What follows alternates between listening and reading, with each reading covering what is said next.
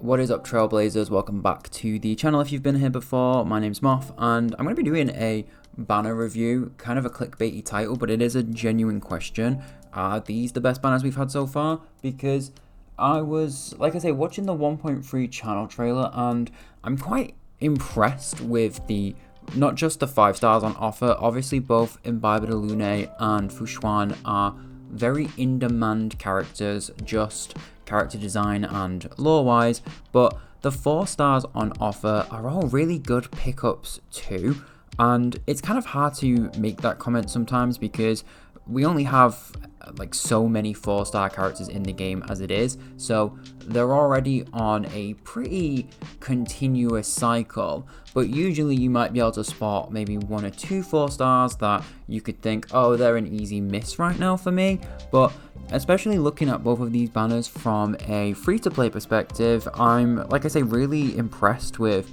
the 6 4 stars and 2 5 stars on offer. And so with that said, I wanted to do a quick talk through of each of the banners, basically giving a review and just talking about the pros of each banner. As always, this is leak free, so apologies if anything changes on release. I'm just going off what the game has officially released in that 1.3 trailer. And then secondly, I will stress that these are very personal comments. They're not meta defining. I don't do meta, I don't do power creep. I comment on this a bit later on in the video. I've got some notes ready. And yeah, I don't really follow things like these are must pulls because it just doesn't work for me like that. Unfortunately, it's a turn-based game. Relax, like you're playing against a computer. But yeah, very personal comments, but I think they should be agreeable. So if anyone does disagree, let me know in the comments below. I'd really appreciate it, and let's get into it. So starting with Imbibitor Lunae's banner. I mean, I love Dan Heng. Like he is my man, and obviously story content, spoiler free, let's keep it that way. I'm very obsessed with this character. I will be investing in him, and I did have to skip Blade and Kafka for him, but we have actually been able to play with him on our roster in the 1.2 story, so we know a bit about him already. Although I will say that in the story mission that we had, there was no skill point consumption used on him, if I remember correctly, and that might kind of set people up for some slightly wrong expectations for him. Now, on the banner itself, we have Imbibitor Lunae, we have Yukong, Asta, and March 7th, and I'm not being dramatic, I love this banner. I don't know if it's as good as the Xuan banner, but I love this banner all the same. 9 out of 10, obsessed with it.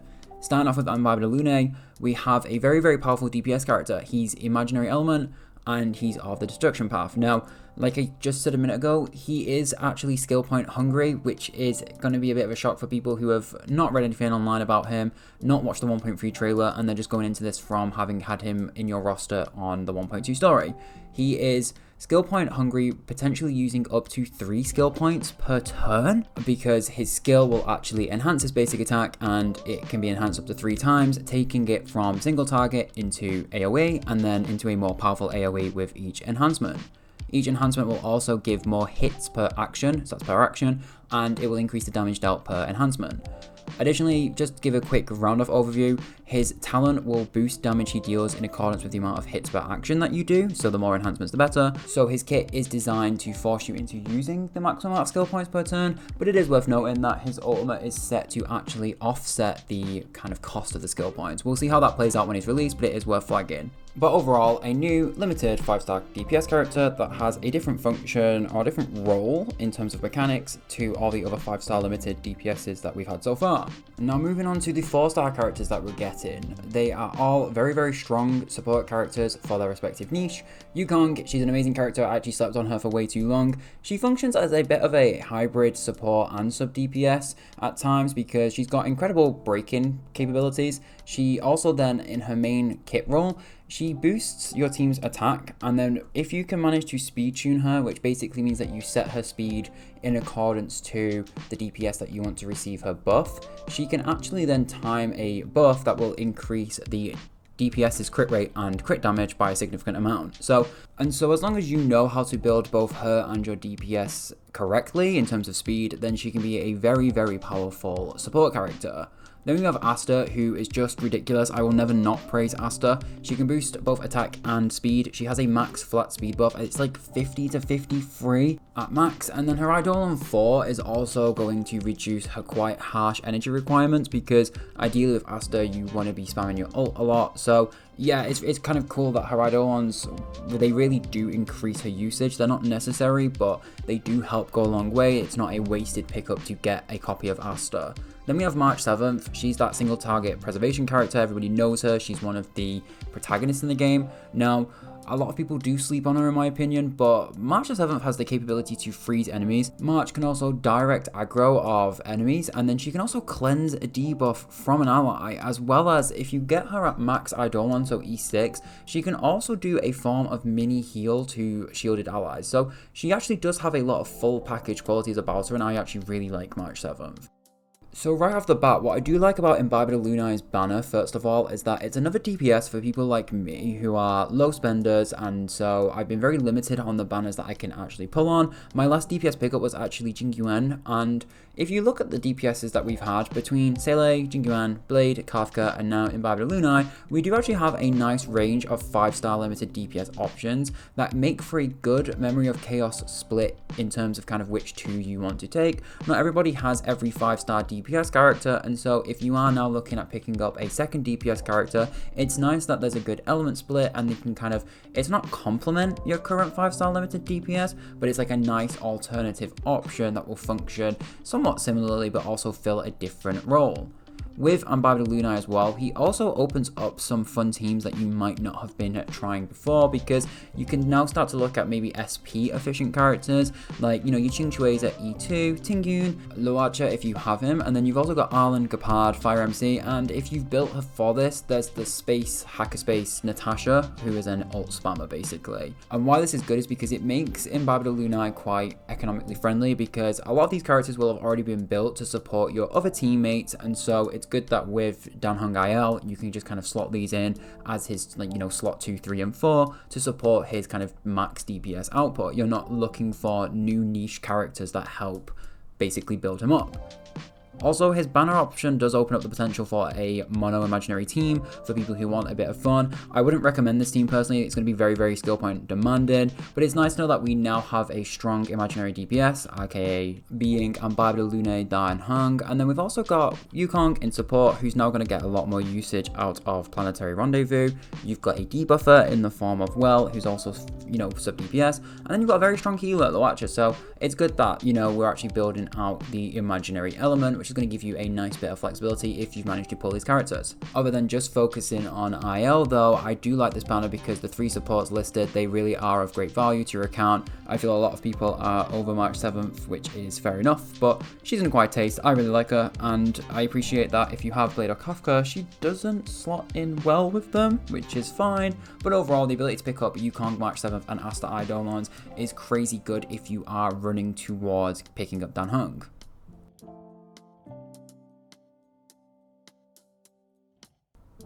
Then quickly moving on to the Xuan banner, which gets a lot of its value out of the fact that it's bringing in 2 new quantum characters, and both Preservation and Abundance Path has been not ignored, that's not the right word for it, but it's relatively understaffed for lack of better words, and so where the Xuan banner gets a lot of value is this kind of new variability to your account in both the Preservation and Abundance classes. Don't get me wrong, Hook and Pela are on this banner. I don't think they're bad units to pick up. I think a lot of people struggle to find a use for Hook right now, and then with Pela, a lot of people do already have multiple copies of her because she appears a lot, but you know, on that, I've not actually managed to pull a single copy of Pela, so if you can get Pela on this banner, very good. Just for a quick round off of each character, this banner is amazingly economically friendly. If you are pulling for Xuan, I say this because while DPSs come and go like seasons, it is very rare in a turn-based game for a tank or a healer character to become quote power crept, like, because especially one run by Mihoyo, who they've not really done power creeping out on a similar game, Genshin. So while I do appreciate that's a bit of a bold statement because people love to throw out meta and power creep as scare tactics to encourage you to pull, I just don't see it as being a thing right now. I feel like Xuan, especially the way her kit is described, she's gonna have a very, very long shelf life. In this economic sense, both Xuan and Lynx are new characters. They're going to slot in where we've currently got a very limited selection of readily available free units in both the tank and healer capacity. At present, we have March 7th, Natasha, File Trailblazer, and that's it for all your sustained needs, not counting that if you've managed to be lucky to pull a Luacha or pull a Gepard. I mention this because if you haven't pulled those two 5-star characters and you are stuck with just March, Natasha, and File Trailblazer, then I think it's fair to say that your survivability will have been relatively stretched thin, especially in like later game content or harder content like the Memory of Chaos, because even in some situations, you might find on just one team that you need to bring both Natasha and a Shielder, and either March or the Fire Trailblazer, and then sometimes your second team is just lacking in sustain overall. So even just being able to offset that demand by having a second healer, or in this case, a potentially self-sustaining tank through Xuan, that's going to be a great, very high valuable way to balance out your survivability needs. With Xuan specifically, you are getting the ability to split damage through her Matrix of Presence because it has a damage absorption mechanic built into it. She can also reduce the impact of crowd control effects, and from what's been described in the trailer, she can improve your team's crit rate and max HP, giving her very good resonation with characters like any DPS, but specifically Blade and maybe even Clara. Her talent is an all damage reduction for the team, and she can self-recover her own HP. So as a 5-star, she is looking like she's going to be very self-sustaining. I really like this character, and if I do have enough tickets, I'm going to be investing everything I can into her banner after Dan Hung's. With Lynx, the new 4-star, you are getting access to a second healer. If you didn't know, her survival response, which is her main mechanic, it's in her skill, will also boost the max HP of an ally.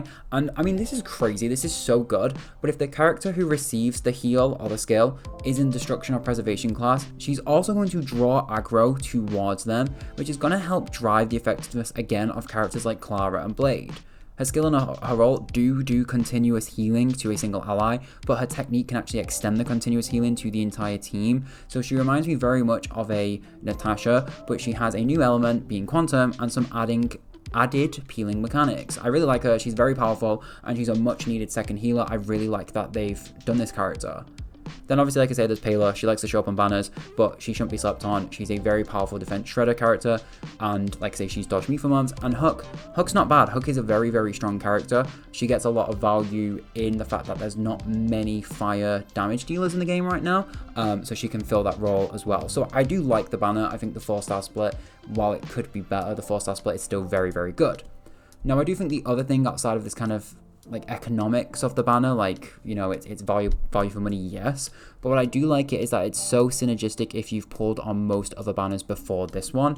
And I'll explain this, because for your DPSs, if you've pulled on the Seele, Jing Yuan, and Blade, you've now potentially got a crit rate boosting and self-sustaining preservation pickup, or a healer that can peel damage away from your DPS, making both Xuan and Lynx very, very valuable to those DPS by helping you A, reduce team slot consumption, aka needing to bring both a healer and a preservation character, but also with these mechanics in both Xuan's kit and Lynx's kit, they synergize very well for A, your crit rate damage dealers through Xuan, or your destruction type dealers like Clara and Blade through both Xuan and through Lynx. Then if you've pulled on Kafka's banner before, depending on how self-sustaining Xuan is, she's potentially looking like she could fill the same role that Gepard plays in Kafka's triple DOT teams, which is where you run Kafka, Luca, and Sampo, but then you have Gepard in there because he's able to actually self-sustain the whole team, letting Kafka do the max amount of damage possible. If Xuan is as self-sustaining as I think she's going to be, then she could potentially also fill this slot for those people who don't want to invest in Gepard with their, 300 standard wishes self-picker, and they've just not managed to pull a copy of him yet. Then also, having the fact that we have both Xuan and Lynx being Quantum, they're opening up the opportunity for mono Quantum teams. This basically means that if you've pulled for Silver Wolf before, you're looking at already having from the get-go 3 to 4 Quantum characters, because you can slot in Silver Wolf, you can slot in Xuan, and you can slot in Lynx as your core, and then for your DPS, you can either go a full Quantum team, so Seele or Qingchui, or you can also just slot in literally any other character of any element, and you're going to drastically reduce the odds for not getting a specific element type weakness imbue from your Silver Wolf. So overall, these two characters being both both preservation and healer, and then both being of the same element, it's really good for the kind of comps that you can start to build, because again, it just adds a lot more flexibility. But what do you guys think about each banner? Like I say, I'm really impressed and I really like these banners. It's definitely up to self-opinion, because I know a lot of people, you know, sleep on some banners. They don't like healers. Some people slept on Luacha because of this. I personally love Luacha. Some people want to save because, you know, maybe other characters come in. Who knows? But yeah, let me know what you guys think. As always, I like to try and keep it like 15 minutes. So I'm going to end the video here. But as always, feel free to like and subscribe. I would very much appreciate it. Much love to everyone and good luck pulling. I am Moth and I'm out of here.